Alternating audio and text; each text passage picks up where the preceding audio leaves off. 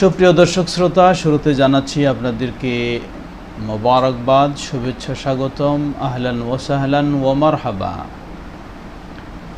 ইসলামী জীবন প্রশ্ন উত্তর ফেসবুক পেজে আপনাদের সকলকে জানাচ্ছি আহলান ওয়া সাহলান ওয়া মারহাবা। কিছুটা বিলম্ব হয়ে গেছে, কয়েক মিনিট আমাদের প্রস্তুতি নিতে।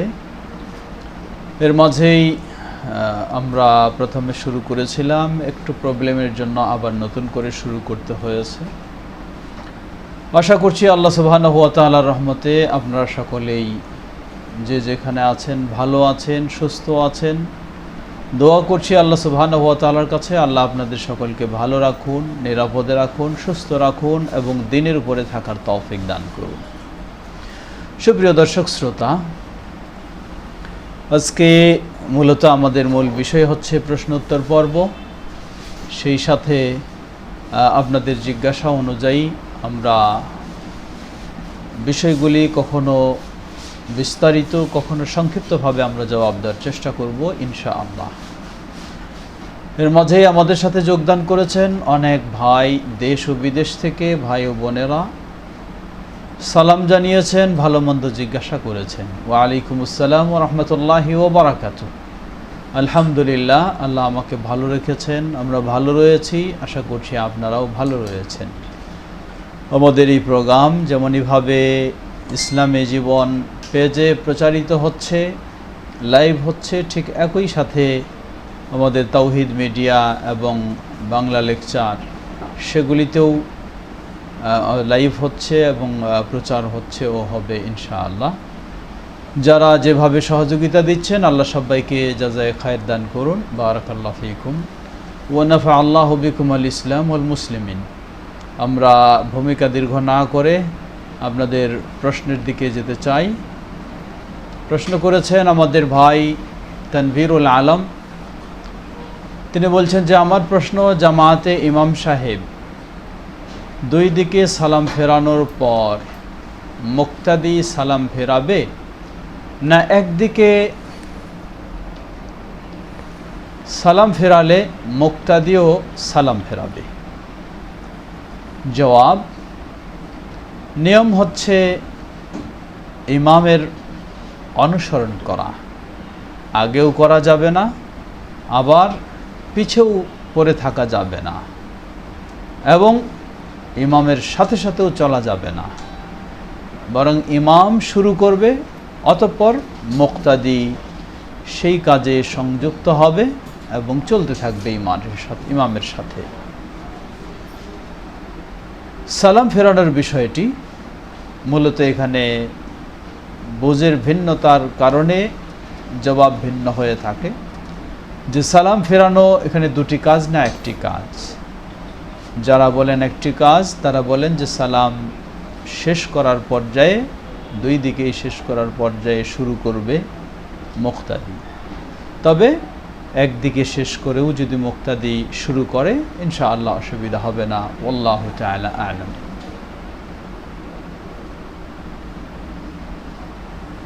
প্রশ্ন করেছেন পরকালের যাত্রী পেজ থেকে, আমি যখনই কোরআন পড়ি তখনই আমার চোখ দিয়ে পানি চলে আসে, এটার কারণ কি? জবাব, কোরআন পড়তে গিয়ে চোখ দিয়ে পানি আসা এটি কোনো খারাপ কাজ নয়। সহিহুল বুখারীর হাদিসে এসেছে, নবী সাল্লাল্লাহু আলাইহি ওয়াসাল্লাম আব্দুল্লাহ ইবনে মাসউদ রাদিয়াল্লাহু আনহুকে বললেন, ইকরা আলাইয়া, হে ইবনে মাসউদ আমাকে কোরআন পড়ে শোনাও। তিনি বললেন, হে আল্লাহর রাসূল সাল্লাল্লাহু আলাইহি ওয়াসাল্লাম, আপনার কাছে কোরআন নাজিল হয় আর আপনি বলছেন যে আপনাকে আমি কোরআন তেলাওয়াত করে শোনাবো। নবী সাল্লাল্লাহু আলাইহি ওয়াসাল্লাম বললেন, আমি অন্যের কাছ থেকে শুনতে পছন্দ করি। ইবনে মাসউদ রাদিয়াল্লাহু আনহু শুরু করলেন। বেশ কিছুক্ষণ চলার পর ইবনে মাসউদ রাদিয়াল্লাহু আনহু নবী সাল্লাল্লাহু আলাইহি ওয়াসাল্লাম তাকে বললেন, হাসবুক, যথেষ্ট হয়েছে, আর নয়। ইবনে মাসউদ রাদিয়াল্লাহু আনহু বলছেন যে আমি আল্লাহ রাসূল সাল্লাল্লাহু আলাইহি ওয়াসাল্লামের চেহারার দিকে দেখলাম, আইনানি তাজরিফান, তার দুই চোখ দিয়ে অশ্রু প্রবাহিত হচ্ছে। আল্লাহু আকবার। নবী সাল্লাল্লাহু আলাইহি ওয়াসাল্লাম কোরআন শুনলে তার চোখ দিয়ে অশ্রু প্রবাহিত হয়, অশ্রু ধরে রাখতে পারেন না, এটি হচ্ছে ঈমানের পরিচয়, কোরআনের প্রতি ভালোবাসার পরিচয়। যদি আপনার বিষয়টাও কোরআনের প্রতি ভালোবাসার কারণে চোখ দিয়ে অশ্রু বের হয়, আলহামদুলিল্লাহ, এটি ভালো বিষয়, খারাপ নয়। আল্লাহ আপনাকে কোরআন বুঝে পড়ার, সে অনুযায়ী আমল করার তৌফিক দান করুন। আমাদের ফারুক ভাই এবং ইসমাইল এবং আরও অনেকেই সালাম জানিয়েছেন। আল্লাহ সবাইকে ভালো রাখুন। ওয়ালাইকুম আসসালাম ওয়া রাহমাতুল্লাহি ওয়া বারাকাতুহু। তানভীর আলম প্রশ্ন করেছেন, শাহসিজদা এর সঠিক নিয়মটা জানাবেন। তাশাহুদ পরে ডানে সালাম ফিরিয়ে যে পদ্ধতি চালু আছে, এটা কি ঠিক আছে? জবাব, নবী সাল্লাল্লাহু আলাইহি ওয়াসাল্লাম থেকে শাহসিজদার পদ্ধতি দুটি প্রমাণিত। একটি হচ্ছে সালাম না ফিরিয়ে আত্তাহিয়াতু দরুদ অন্য দোয়া পাঠ করে তাকবীর দিয়ে 2 সেজদা দিয়ে তারপর সালাম ফেরানো। আরেকটি হচ্ছে দুদিকেই সালাম ফিরিয়ে তারপর তাকবীর দিয়ে 2 সেজদা দিয়ে তারপর আবার দুদিকে সালাম ফেরানো। দুটি সহিভাবে প্রমাণিত। আপনি প্রশ্ন করেছেন শুধু ডান দিকে ফিরিয়ে সালাম ফিরিয়ে সেজদা দিয়ে আবার তাশাহুদ বা ইত্যাদি পরে সালাম ফেরানো। জবাব, এই পদ্ধতিটি হুবহু নবী সাল্লাল্লাহু আলাইহি ওয়াসাল্লামের সুন্নাহ অনুযায়ী নয়। আল্লাহু আ'লাম। রবিউল ইসলাম তিনি সালাম জানিয়েছেন, কেমন আছি জানতে চেয়েছেন। আলহামদুলিল্লাহ, আল্লাহ সুবহানাহু ওয়া তাআলা ভালো রেখেছেন। তিনি শরীফ হোসেনের পক্ষ থেকে প্রশ্ন করেছেন, রুকু বা সিজদা এর তাসবিহের ক্ষেত্রে কোনো নির্দিষ্ট নিয়ম আছে কি? একই রুকু বা সিজদাহে একাধিক তাসবিহ পড়া যাবে কি? জবাব, রুকু ও সিজদায় তাসবিহ পড়ার নির্দিষ্ট নিয়ম অবশ্যই রয়েছে। নবী সাল্লাল্লাহু আলাইহি ওয়াসাল্লাম রুকুর তাসবিহ দিয়েছেন সুবহানা রাব্বিয়াল আযীম, আর সিজদার তাসবিহ দিয়েছেন সুবহানা রাব্বিয়াল আ'লা। তবে নবী সাল্লাল্লাহু আলাইহি ওয়াসাল্লাম সূরা নাসর, ইযা জাআ নাসরুল্লাহি ওয়াল ফাতহ, এই সূরা নাজিল হওয়ার পর তিনি রুকু এবং সিজদা উভয় জায়গায় এই তাসবিহটি পড়তেন, সুবহানাকা আল্লাহুম্মা রাব্বানা ওয়া বিহামদিকা আল্লাহুম্মা গফিরলি। এটি পড়তেন বেশি বেশি, তাহলে এটিও প্রমাণিত হয়। সুতরাং এই তাসবিহগুলির মাঝে সর্বনিম্ন 3 বার হলে ভালো হয়, সেভাবেই পড়া উত্তম। আর একাধিক তাসবিহ যদি কেউ পড়তে চায় তাও পড়তে পারবে। প্রথমে আপনি সুবহানা রাব্বিয়াল আযীম 3 বার পড়লেন, এরপর অন্যগুলি পড়লেন, অসুবিধা নেই। আর রুকু সিজদার ক্ষেত্রে তো কোনো সমস্যাই নেই, যেহেতু আল্লাহ রাসূল সাল্লাল্লাহু আলাইহি সাল্লাম তিনি বলেন যে সিজদায় বান্দা গেলে আল্লাহর নিকটে পৌঁছে যায়। সুতরাং তোমরা ফাআকসিরুদ দুআআ ফি সুজুদিকুম, সিজদায় বেশি বেশি তোমরা দোয়া করো। তাই সেখানে একাধিক পাঠ করতে পারে, এতে কোনো অসুবিধা নেই। আমাদের আরও বেশ কিছু প্রশ্ন এসেছে, কিছু লিখিত প্রশ্ন এসেছে। প্রশ্ন করেছেন আমাদের এক ভাই, দাফন করার পর জানাজা করা জায়েজ? জবাব, জানাজা মূলত দাফনের পূর্বে হবে, এটাই হলো নিয়ম। জানাজা সম্পন্ন হয়ে তারপরে দাফন হবে।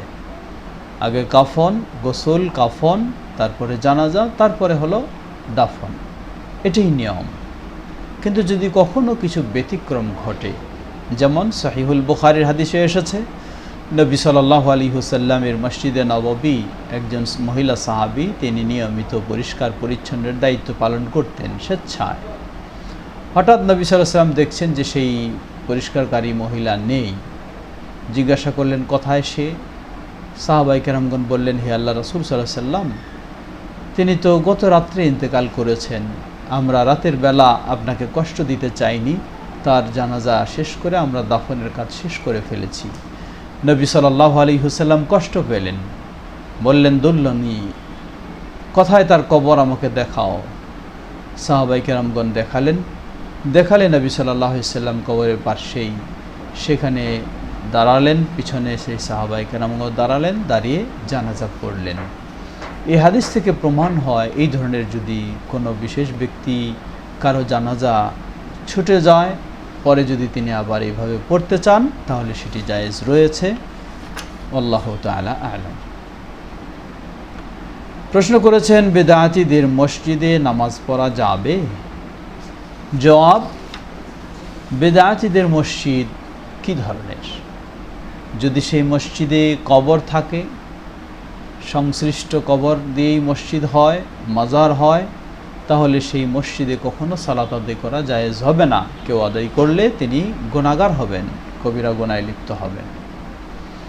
আর যদি সেই ধরনের কবর মাজার মুক্ত হয় মসজিদ, তাহলে সেই মসজিদ ছাড়া যদি অন্য কোনো মসজিদ আপনি না পান, তাহলে অবশ্যই সেই মসজিদে সালাত জায়েজ হবে ইনশাআল্লাহ, যেহেতু মসজিদে সালাত আদায় করার পুরুষদের জন্য নির্দেশ। মহারানা বাকি রেখে বিয়ে করা যাবে? জবাব, বিয়ের ক্ষেত্রে মহারানা একটি গুরুত্বপূর্ণ বিষয়। নারীদের এটি একটি বিশেষ অধিকার আল্লাহ সুবহানাহু ওয়া তাআলা দিয়েছেন, তাই মহারের বিষয়টি অত্যন্ত গুরুত্বপূর্ণ বিষয়। এটি ইচ্ছামতো ধোঁকাবাজি, প্রতারণা করার কোনো সুযোগ নেই। এটি দেওয়া ফরজ, যা নির্ধারণ করা হবে যদি মেয়ের পক্ষ থেকে স্বেচ্ছায় সন্তুষ্ট চিত্তে ক্ষমা করে না দেওয়া হয়। এই মহারানা বিয়ের সময়ে সম্পূর্ণ পরিশোধ করাটাই হচ্ছে উত্তম, এটি আসল সুন্নাহ। তবে যদি সেই মুহূর্তে কারো পূর্ণ প্রস্তুতি না থাকে, তাহলে কিছু বাকি রাখা জায়েজ রয়েছে। সেটি প্রতারণার শর্তের চিন্তায় নয়, পরবর্তী সামর্থ্য হয়ে গেলে সেটি পরিশোধ করবে, সেই আলোকে বাকি রাখা জায়েজ রয়েছে। আল্লাহু তাআলা আ'লাম। আমাদের এই পেজেও অনেক প্রশ্ন, লিখিত বেশ কিছু প্রশ্ন এসেছে। আমাদের আরেক ভাই ফয়সাল ভাইয়ের প্রশ্ন, তিনি বলেছেন, ওয়ালাইকুম আসসালাম রহমতুল্লাহ, হাফ শার্ট গেঞ্জি পরে সালাত আদায় করা যাবে কি? জবাব, যাবে, অসুবিধা নেই। তবে কোনো সন্দেহ নেই, উত্তম হচ্ছে, আল্লাহ সুবহানাহু ওয়া তাআলা বলেন, খুযু যিনাতাকুম ইনদা কুল্লি মসজিদিন, তোমরা প্রতি সালাতের সময়, সেজদার সময় তোমাদের উত্তম পোশাক যেটা, সুন্দর পোশাক যেটা, সেটাই তোমরা গ্রহণ করো। তাই উচিত হলো উত্তম পোশাক গ্রহণ করা, এবং উত্তম পোশাক গ্রহণের মাধ্যমে উত্তম সওয়াব পাবে। আর যদি কেউ হাফ হাতা শার্ট বা এই ধরনের হাতাওয়ালা গেঞ্জি পরে সালাত আদায় করে, তার সালাত যথেষ্ট হয়ে যাবে, কিন্তু উত্তম নয় এবং উত্তম সওয়াব পাবে না। আল্লাহু আ'লাম।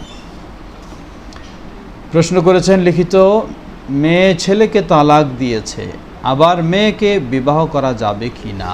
জবাব, কোনো মেয়ে ছেলেকে তালাক দিয়েছে, মেয়ে কখনো ছেলেকে তালাক দিতে পারে না।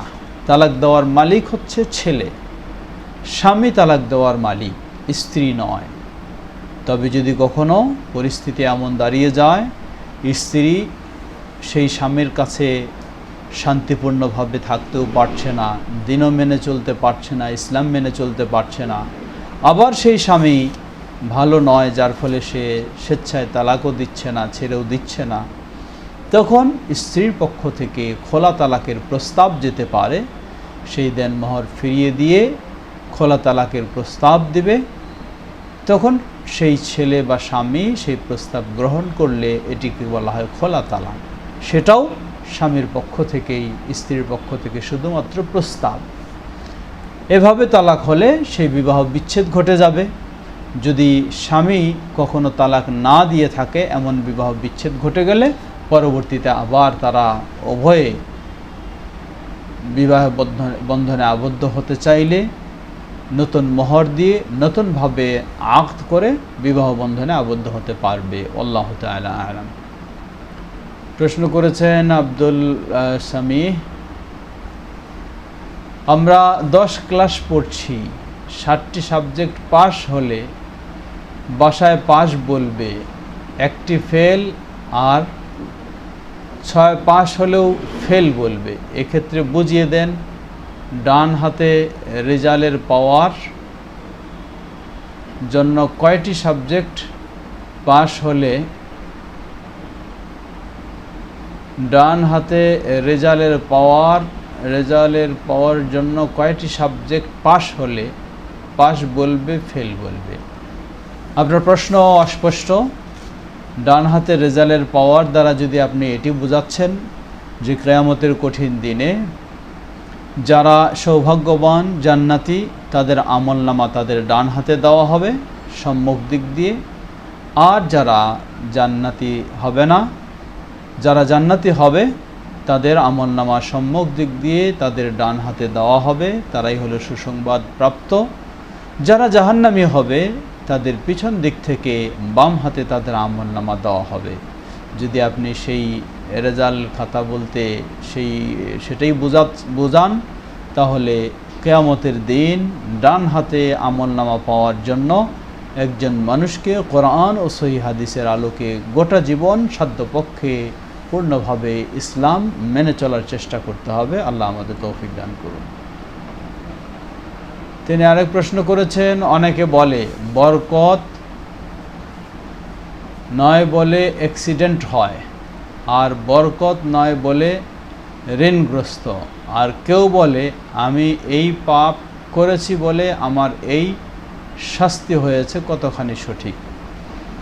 জবাব, কোনো সন্দেহ নেই, দুটো জিনিসই মূলত একই। মানুষ যখন অপরাধ করে তখন তার বরকত হারিয়ে যায়, আর বরকত হারিয়ে গেলে তখন বিপদের সম্মুখীন হয়, এটাই তো স্বাভাবিক। অনুরূপভাবে কেউ পাপ করলে আল্লাহর অসন্তুষ্টি এসে যায়, আর অসন্তুষ্টি এসে গেলে আল্লাহর রহমত থেকে, সন্তুষ্টি থেকে সে বঞ্চিত হয় বলে বিপদের সম্মুখীন হয়। আল্লাহু আ'লাম। যার যেখানে গীবত করা হয়েছে তার সেখানে ভালো গুণ বললে গীবতের পাপ মাফ হয়ে যাবে, এটা বুঝিয়ে দেন। জবাব, এ ধরনের কথা বলা হয়েছে বলে আমার জানা নেই। গীবতও করবেন আবার ভালো গুণও বলবেন, তাহলে ওইটা মাইনাস হয়ে যাবে, এই ধরনের যদি বোঝা হয়, আমার মনে হয় এই বুঝটা সঠিক নয়। ভালো গুণের বলার কারণে, ভালো ধারণা রাখার কারণে আপনি সওয়াব পেতে পারেন, কিন্তু গীবতের অপরাধটা হলো বড় অপরাধ। আবার একজন মানুষকে আপনি ভালো বলতেছেন, আবার তার গীবত করতেছেন, তাহলে তো নিশ্চয়ই আপনি তার ভালো করেননি, সুতরাং এটি প্রকৃত ভালো বলে গণ্য হবে না। অতএব যদি কেউ সেই শরীয়তের সীমা অনুযায়ী গীবতে জড়িয়ে যায়, যতই তার ভালো গুণ বর্ণনা করা হোক, এতে গীবত কখনো মুক্ত হবে না, কারণ গীবতের গুণাটি হচ্ছে কবিরা গুনাহ। এই কবিরা গুনাহ থেকে মুক্তির জন্য তাকে তওবা করতে হবে। আল্লাহু আ'লাম। লিখিত আরেকটি প্রশ্ন এসেছে, নামাজের পর ইমাম সহ মোনাজাত করা বিদআত কিনা? জবাব, সালাতের পরে সম্মিলিতভাবে ইমাম সহ যদি কেউ মোনাজাত করে থাকে, এটি নবী সাল্লাল্লাহু আলাইহি ওয়াসাল্লাম ও খোলাফায়ে রাশিদিনের সুন্নাহ অনুযায়ী নয়। তাহলে কি হতে পারে সেটি বুঝতে হবে। প্রশ্ন করেছেন, বিয়ের মোহরানা পরিশোধ না করে স্ত্রীর সাথে সহবাস করা জায়েজ? একটু আগে আমরা জবাব দিয়েছি, বিয়ের মোহরানা বিয়ের সময় পরিপূর্ণ পরিশোধ করাটা হচ্ছে উত্তম। যদি কিছু অংশ বাকি থেকে থাকে তাহলে সেটি সম্ভব অনুযায়ী যত তাড়াতাড়ি পারবে পরিশোধ করবে। অতএব এমতাবস্থায় পরিশোধের পূর্বে তাদের দৈহিক সম্পর্ক হলে কোনো অসুবিধা নেই। আল্লাহু তাআলা আ'লাম। এক বোনের পক্ষ থেকে প্রশ্ন, স্বামী স্ত্রী দীর্ঘদিন যাবৎ একসাথে বসবাস করে কিন্তু তাদের মাঝে শারীরিক সম্পর্ক নেই, তাহলে কি বিবাহ কেটে গেছে? জবাব, স্বামী স্ত্রী একসাথে বসবাস করে আবার তাদের মাঝে দৈহিক সম্পর্ক ঘটে না, এটা কেমন বা কেন হবে? নিশ্চয়ই তাদের মাঝে কোনো সমস্যা রয়েছে, দূরত্বর বিষয় রয়েছে। যদি তাদের মাঝে তালাকজনিত কিছু কারণ ঘটে থাকে, তালাক দিয়ে থাকে, এ কারণে তাদের একই সাথে থাকলেও তাদের দৈহিক সম্পর্ক হচ্ছে না, তাহলে তো বিবাহ নিশ্চয়ই বাতিল হয়ে গেছে। আর যদি কোনো তালাক কেউ না দিয়ে থাকে, শুধু হয়তো মনোমালিন্যতার কারণে দৈহিক সম্পর্ক ঘটছে না, এতে তালাক বিবাহ নষ্ট হয়ে যাবে না, কিন্তু যার অভিমানের কারণে তাদের দৈহিক সম্পর্ক বন্ধ রয়েছে তিনি অবশ্যই গুনাহগার হবেন। তিনি নিজে অধিকার আদায় করছেন না, অন্যের দায়িত্ব পালন করছেন না হিসাবে গুনাহগার হবেন। আল্লাহু আ'লাম। আরেকটি প্রশ্ন এসেছে, বেনামাজির জানাজা পড়া জায়েজ নয়, এক্ষেত্রে নিজের কোনো আত্মীয় বা মা বাবা হয়, সেক্ষেত্রে কি একই বিধান? জবাব, ইহুদিদের স্বভাব ছিল যারা দরিদ্র মানুষ তাদের ক্ষেত্রে শক্ত বিধান কার্যকর করা আর নিজের মানুষের ক্ষেত্রে ছাড় দেওয়া। তো ইসলামে তো এমন পদ্ধতি নেই। ইসলামের পদ্ধতি সকলেই সমান। বেনামাজি হিসাবে যদি একজন অন্য মানুষের জানাজা আপনি বন্ধ করেন, বাদ দেন, তাহলে সেই বেনামাজিটা নিজের বাবা, মা, ভাই, বোন, স্ত্রী হলেও সেখানেও একই হুকুম প্রযোজ্য। এখানে আবার ইচ্ছামতো করবেন তাহলে বৈধ নয়। আল্লাহু আ'লাম।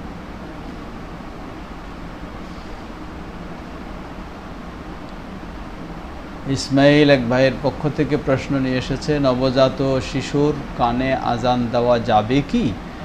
জবাব, নবজাতক শিশুর কানে আজান দেওয়া সম্পর্কিত হাদিসটি কেউ এটিকে হাসান বলেছেন, কেউ এটিকে দুর্বল বলেছেন, তাই মতামত রয়েছে। আল্লাহু আ'লাম।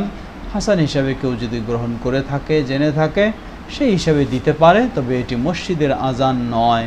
এটি হলো শুধুমাত্র বাচ্চাটাকে কোলে নিয়ে কানের কাছে আজানের শব্দগুলি মৃদুভাবে উচ্চারণ করা। আল্লাহু তাআলা আ'লাম।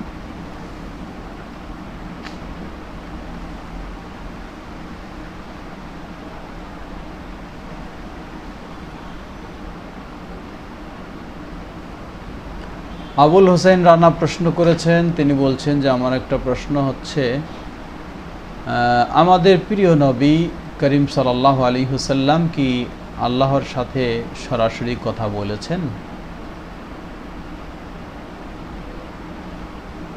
জবাব, নবী সাল্লাল্লাহু আলাইহি ওয়াসাল্লামের মেরাজে আল্লাহ সুবহানাহু ওয়া তাআলার সাথে কথা হয়েছে, কিন্তু আল্লাহ সুবহানাহু ওয়া তাআলার সাথে সরাসরি সাক্ষাৎ হয়নি, আড়ালের মধ্য দিয়েই কথা হয়েছে। রাকিবুল ইসলাম বলেন, হিজবুত তাওহীদ সম্পর্কে কিছু বলুন। হিজবুত তাওহীদ সম্পর্কে অস্পষ্ট কিছুই নয়, স্পষ্ট বিষয়। হিজবুত তাওহীদ হলো হিজবুশ শয়তান। হিজবুত তাওহীদ এটি হলো হিজবুশ শয়তান, এটি শয়তানের দল। মানুষকে ইসলাম থেকে বের করার, মানুষকে শয়তানের অনুসারী বানানোর জন্যই এই হিজবুত তাওহীদের আবির্ভাব বা এই হিজবুত তাওহীদের কার্যক্রম। সুতরাং প্রতিটি মুসলিমের জন্য ফরজ এই হিজবুত তাওহীদকে বর্জন করা এবং সে বিষয়ে অন্যান্য মুসলিমদেরকে সতর্ক করা। আল্লাহু আ'লাম। রবিউল ইসলাম তিনি প্রশ্ন করেছেন সিদ্দিক ভাইয়ের পক্ষ থেকে, মহারানা সম্পূর্ণ পরিশোধ না করে কি স্ত্রীকে স্পর্শ করা জায়েজ কি না? আমরা একাধিক জবাব দিয়ে ফেলেছি। অবশ্যই জায়েজ হবে। যদি স্ত্রীর সাথে বিবাহ বন্ধন বৈধ হয় তাহলে জায়েজ হবে, কারণ বিবাহ বন্ধনে মোহর নির্ধারণ করা হলো শর্ত। অতঃপর সম্পূর্ণ যদি নগদ পরিশোধ করে থাকে তাহলে সেটি শর্ত নয়, সেটি হলো উত্তম। কিছু বকেয়া থাকলে সেটি জায়েজ রয়েছে। আল্লাহু আ'লাম। তিনি নিজামুদ্দিন, রবিউল ইসলাম তিনি নিজামুদ্দিন ভাইয়ের পক্ষ থেকে প্রশ্ন নিয়ে এসেছেন। তিনি বলছেন, জামাতে ইমাম এর সূরা ফাতিহা শেষ হওয়ার পর জামাতে যুক্ত হলে তখন কি আর সানা পড়তে হবে কি না? জবাব, আপনি যদি এমন সময়ে যেভাবে উল্লেখ করেছেন ইমামের সূরা ফাতিহা চলছে বা শেষ হয়ে গেছে, এই মুহূর্তে যদি জামাতে অংশগ্রহণ করেন, আপনি তাকবীরে তাহরিমা দিয়ে হাত বাঁধবেন, অতঃপর আউযু বিল্লাহ বিসমিল্লাহ বলে আপনি সূরা ফাতিহা পাঠ করার চেষ্টা করবেন, তখন সানা পাঠ করতে হবে না। আর যদি ইমামের সাথে শুরু থেকেই আপনি থাকেন তাহলে তখন সানা পাঠ করবেন। আল্লাহু আ'লাম।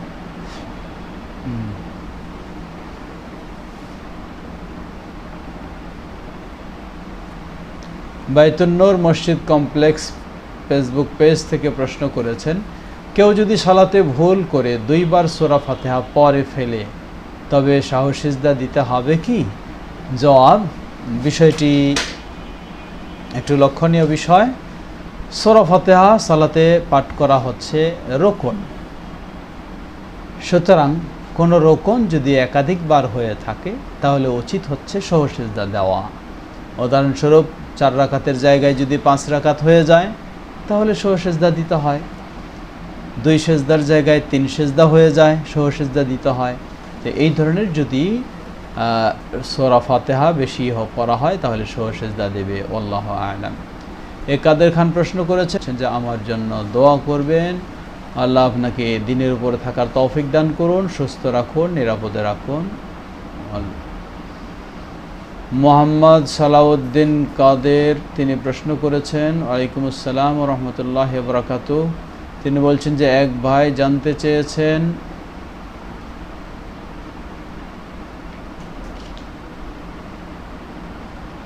আমার প্রশ্ন হলো এই, আমি যখন ছোট ছিলাম তখন 12-13 বছর বয়স ছিল।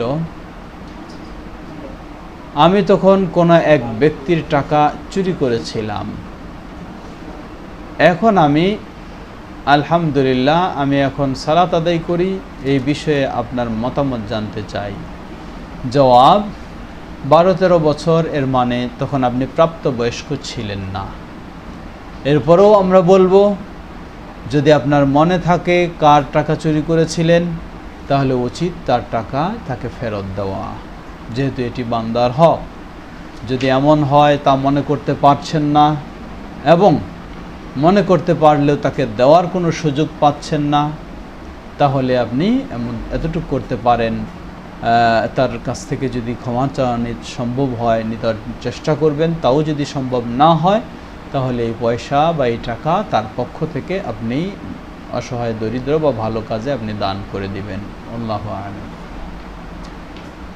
প্রশ্ন করেছেন মাওলানা আবু তাহের, রফে ইয়াদাইন কেহ না করলে কতটুকু অপরাধ? মাওলানা আবু তাহের সাহেব তিনি প্রশ্ন করেছেন রফউল ইয়াদাইন, অর্থাৎ সালাতে প্রথমেই যেমন 2 হাত উত্তোলন করতে হয় তাকবীরে তাহরিমার সময়, রুকুর সময় তেমন করতে হয়, রুকু থেকে ওঠার সময় তেমন করতে হয়। এটি নবী সাল্লাল্লাহু আলাইহি ওয়াসাল্লাম করেছেন, সাহাবায়ে কেরামগণ করেছেন, বিশুদ্ধ সুন্নাহ হিসেবে প্রমাণিত। সুতরাং কেউ যদি জেনে শুনে বুঝেও সুযোগ থাকা সত্ত্বেও সেটি না করে থাকে, তাহলে তার সালাত বাতিল হয়ে যাবে, এটা আমরা বলবো না, কিন্তু সালাত অবশ্যই ত্রুটিপূর্ণ হবে এবং সেই সুন্নাহ পালন হয়নি বলে সেটি দুর্বল হবে। আল্লাহু আ'লাম। আরও প্রশ্ন এসেছে লিখিত, ইমাম যদি নামাজ শেষ করে পরে যে লোকগুলো নামাজের জন্য আসবে, তারা কি সূরা কিরাত জোরে পড়বে না আস্তে পড়বে? জবাব: ইমাম এর সাথে যদি জামাতে অংশগ্রহণ করে কেউ মাসবুক হয়, যার কিছু কিছু রাকাত ছুটে গেছে, তাহলে সেখানে মনে করি কেউ মৃদু আওয়াজে পড়তে চাইলে পড়তে পারে। তবে একাধিক মানুষ যদি হয়, সবাই যদি আওয়াজে পড়ে, এটা একটি বিশৃঙ্খলার বিষয় হয়ে যেতে পারে। এজন্য সেখানে নীরবে পড়াটাই উত্তম মনে করি। আর পরে জামাত শেষ হয়ে যাওয়ার পরে যারা আসবে, তারা যদি জামাতের সাথে সালাত আদায় করে, তাহলে অবশ্যই তারা আওয়াজের সাথেই যেভাবে জামাত পড়তে হয় ঠিক সেভাবে পড়বে। নিশা আলম বনের প্রশ্ন, ওয়ালাইকুম আসসালাম রহমতুল্লাহ। তিনি বলছেন যে টিভি দেখা ছেড়ে দেওয়ার কারণে বাসার টিভি সেট পড়ে আছে, এখন সেটা যদি আমি সেল করে দেই এবং সেটা দিয়ে দেই কেউ খারাপ কিছু দেখে, তাহলে কি আমার গুনাহ হবে? জবাব: আপনি এটি সেল করে দিতে পারেন, কিন্তু এটি আপনি কাউকে দেবেন না। এজন্য দেবেন না, এটি একটি সাধারণ দ্রব্যের মতো, পণ্যের মতো। আপনি বিক্রি করে দিলে সেই পয়সাটা আপনি কাজে লাগাবেন, কিন্তু এটি কাউকে দান করবেন না। কাউকে দান করলে, গিফট করলে, তিনি এর দ্বারা যদি খারাপ কাজে জড়িয়ে যান, তাহলে আপনিও সেখানে গুনাহগার হবেন। সুতরাং তা করবেন না। আল্লাহু আ'লাম। প্রশ্ন করেছেন আগে আরেকজন, রাগের মাথায় 3 তালাক দিলে তালাক হবে কি? জবাব: রাগের মাথায় তালাক বলতে কি? রাগের মাথায় তালাক বুঝতে হবে আপনাকে। রাগ যদি এমন হয় যে নিজে কি বলছে সেটি নিজেও উপলব্ধি করতে পারে না, তাহলে এমন অবস্থায় সেই তালাক গ্রহণযোগ্য নয়। আর যদি এমন হয় রাগের মাথায় তালাক দিচ্ছেন, এটা বুঝে শুনেই যে তালাক মানে বিবাহ বিচ্ছেদ ঘটিয়ে দিচ্ছেন, তিনি বুঝতে পারছেন সব কিছুই এবং বুঝেই তিনি এই তালাকটা রাগ করে দিচ্ছেন, তাহলে অবশ্যই তা গ্রহণযোগ্য হবে। একত্রে যদি 3 তালাক দিয়ে ফেলে, তাহলে সেই 3 তালাক নবী সাল্লাল্লাহু আলাইহি ওয়াসাল্লামের যুগে, আবু বকর রাদিয়াল্লাহু আনহুর যুগে, ওমর রাদিয়াল্লাহু আনহুর শুরুর যুগে একত্রে 3 তালাক দিলে সেটি 1 তালাক বলে গণ্য হতো, তাই সেটি 1 তালাক বলে গণ্য হবে। আল্লাহু আ'লাম। প্রশ্ন করেছেন আরেকজন, এক রোজা বিভিন্ন উদ্দেশ্যে রাখা যায় কি? কিসের বিভিন্ন উদ্দেশ্যে রোজা রাখবেন? যদি এমন হয় কেউ সোমবারের সিয়াম পালন করছে, সোমবারের সিয়াম হিসাবে সেই সাথে তিনি ওই দিনটি আশুরার দিন হতে পারে বা আরাফার দিন হিসাবে হতে পারে, তিনি আরাফারও নিয়ত করছেন, আশুরারও সোমবারের নিয়ত করছেন, ইনশাআল্লাহ দুটি তিনি সওয়াব পাবেন। অনুরূপভাবে সোমবারের নিয়ত করছেন, আইয়ামে বেজেরও নিয়ত করছেন, ইনশাআল্লাহ দুটি সওয়াব পাবে, কিন্তু নফল এবং ফরজ একত্রে হবে না। আল্লাহু আ'লাম। প্রশ্ন করেছেন, স্বামী স্ত্রী একসাথে জামাত ছাড়া ফরজ সালাত আদায় করা যাবে কি? একসাথে জামাত ছাড়া আবার কেমনে আদায় করবেন? জামাত হলেই তো একসাথে আদায় করতে হয়, আর যদি সেই জামাত না হয় তাহলে, অর্থাৎ স্বামী ও স্ত্রী দুজনেই সালাত আদায়ের ক্ষেত্রে জামাতবদ্ধভাবে হোক অথবা জামাত ছাড়া হোক, সর্বাবস্থায় একজন আরেকজনের পাশে দাঁড়াবে না, একজন সামনে থাকবে স্বামী পুরুষ আর পিছনে দাঁড়াবে স্ত্রী, এভাবেই নিয়ম। আল্লাহু আ'লাম। জামাতের সালাতের 1 বা 2 রাকাত ছুটে গেলে কিভাবে শুরু করব জানাবেন। জবাব, যখনই আপনি সালাতে অংশগ্রহণ করবেন, জামাত যে অবস্থায় থাকুক না কেন, আপনি আল্লাহু আকবার বলে তাকবীরে তাহরিমা দিয়ে অতঃপর দাঁড়িয়ে থাকলে দাঁড়িয়ে সম্পৃক্ত হলেন, যদি রুকু বা সিজদায় চলে যায় আপনি আবার আরেকটি তাকবীর দিয়ে যে অবস্থায় রয়েছে সেই অবস্থায় সম্পৃক্ত হবেন। আল্লাহু আ'লাম। আমাদের সময় প্রায় শেষের দিকে, এখানে অনেক প্রশ্ন এসেছে, বেশ কিছু লিখিত প্রশ্ন এসেছে। রবিউল ইসলাম তিনি সাদ্দাম আহমেদের প্রশ্ন নিয়ে এসেছেন। তিনি বলছেন, ওয়ালাইকুম আসসালাম রহমতুল্লাহ, সম্মানিত শেখ, ইনকাম ট্যাক্স আয়কর অফিসে কাজ করা কি হালাল? জবাব, আয়কর ইনকাম ট্যাক্স এটি হলো সরকারি অফিস। যদি আপনি দেখা যায় যে সেখানে অবৈধ কাজে জড়িয়ে যাচ্ছেন না, অবৈধ কাজ আপনাকে করতে হচ্ছে এমনটা নয়, তাহলে অসুবিধা হওয়ার কথা নয়। আর যদি দেখা যায় যে, কারণ ইনকাম ট্যাক্স গ্রহণ করা এটি সুদ বলা হবে না, যদি সেটা না হয় অন্য কিছু হয়ে থাকে তাহলে সেটি অবশ্যই অবস্থা অনুযায়ী বিষয় হবে। আল্লাহু তাআলা আ'লাম। সামির বিন মাহিন তিনি প্রশ্ন করেছেন যে, শেখ, মহিলারা শাড়ি পরা কি ইসলাম সম্মত? শাড়ি পরে নামাজ হবে কি? জবাব, মেয়েদের শাড়ি পরা, আসলে শাড়ি মূলত মুশরিকদের পোশাক, অমুসলিম হিন্দুদের পোশাক। এটি শাড়ি এর মাধ্যমে গোটা শরীরকে সুন্দরভাবে আবৃত করা কখনো সম্ভব হয় না, একদিকে ঢাকলে আরেক দিকে বের হয়ে যায়, এটি সমস্যা হয়, তাই এটি ঠিক নয়। এবং সালাতের সময় এই শাড়ি পরে এর মধ্য দিয়ে যদি পেট বা পিঠ বা কোনো দিকে হাত বের হয়ে যায় তাহলে সেই সালাতও কখনো জায়েজ হবে না। আল্লাহু তাআলা আ'লাম। প্রশ্ন করেছেন, শরীরের লোম কাটা কি জায়েজ? জবাব, শরীরের লোম যদি অসহনীয় হয়ে থাকে তাহলে কাটতে পারে, অসহনীয় যদি হয়ে থাকে, আর যদি তা না হয় তাহলে না কাটাটাই উচিত। বিশেষ করে যদি কপালের চোখের ভুরু হয়, চোখের পাতা হয়, এগুলি কাটা কখনোই জায়েজ নয়। শিশুদেরকে শাসনের নামে মারধর কি ইসলাম সম্মত? জবাব, শিশু বলেছেন আপনি, ইসলামও শিশু বলছে, অতএব শাসনের নামে মারধর করা, বিশেষ করে যেটি সহ্যের বাইরে চলে যায়, এমনটি কখনো বৈধ নয়। আমরা কিছু দেখি কোনো জায়গায় শাসন করতে গিয়ে প্রচুর মারামারি করে, এটি অবশ্যই অবৈধ, জায়েজ নয়, কখনো এটি হারাম নয়। কারণ এই অপ্রাপ্ত বয়স্ক শিশুকে ইসলাম কখনো কোনো দণ্ড কার্যকর করেনি, তাহলে সেখানে কিভাবে আপনি শাসনের নাম দিয়ে মারধর করবেন? তা কখনোই উচিত নয়। এমনটি হতে পারে শাসনের নামে যেটি হালকাভাবে, যা দিয়ে সে বড় কোনো ক্ষতিগ্রস্ত হবে না, আহত হবে না। এরপরও চেহারায় কখনো মার দেওয়া যাবে না। থাপ্পড়, আমরা অনেক সময় কি করে থাকি, শাসনের নামে চেহারায় থাপ্পড় দিয়ে থাকি। চেহারায় থাপ্পড় দেওয়া সম্পূর্ণ নিষেধ, সেটি শিশুর জন্যও নিষেধ, বড় মানুষের জন্যও নিষেধ। আল্লাহু আ'লাম। প্রশ্ন এসেছে, সালাত আদায়ের আগে তাকবীর দিতে ভুলে গেলে কি করতে হবে?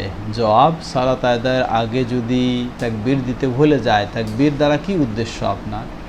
তাকবীরে তাহরিমা যদি বলে থাকেন তাহলে তার সালাত বাতিল বলে গণ্য হবে, কারণ তাকবীরে তাহরিমা দিয়েই সালাত শুরু হয়। তাকবীরে তাহরিমা না হলে তার সালাতেই হচ্ছে না, থাকছে না। তাই তার করণীয় হচ্ছে যখনই মনে হচ্ছে যে তিনি তাকবীরে তাহরিমা দেননি, তখনই তিনি সালাত ছেড়ে দিয়ে নতুন করে তাকবীরে তাহরিমা দিয়ে তিনি সালাত শুরু করবেন। তাহাজ্জুদের নামাজ কি সুন্নত না নফল জানতে চাই। জবাব নফল।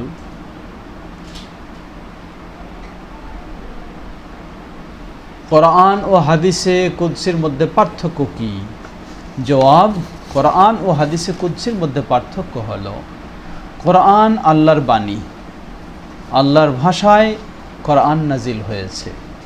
আর হাদিসে কুদসি এটিও আল্লাহর পক্ষ থেকে, কিন্তু আল্লাহর ভাষায় নয়। নবী সাল্লাল্লাহু আলাইহি ওয়াসাল্লাম আল্লাহর ভাষাটাকে তিনি ভাষা দিয়ে প্রকাশ করতেছেন। যেমন হাদিসে বলা হবে আল্লাহ সুবহানাহু ওয়া তাআলা বলেছেন, কিন্তু এগুলি সরাসরি আল্লাহর বাণী হিসাবে নাজিল হয়নি। আল্লাহর পক্ষ থেকে আল্লাহ বলেছেন, এই ভাবটা নাজিল হয়েছে, নবী সাল্লাল্লাহু আলাইহি ওয়াসাল্লাম সেটি ভাষা দিয়ে প্রকাশ করছেন। এটি হলো হাদিসে কুদসি। আরও পার্থক্য অনেক রয়েছে, আল্লাহু আ'লাম। প্রশ্ন করেছেন, 4 রাকাত সালাতে প্রত্যেক রাকাতে সূরা ফাতিহার সাথে অন্য সূরা পড়া কি জরুরি?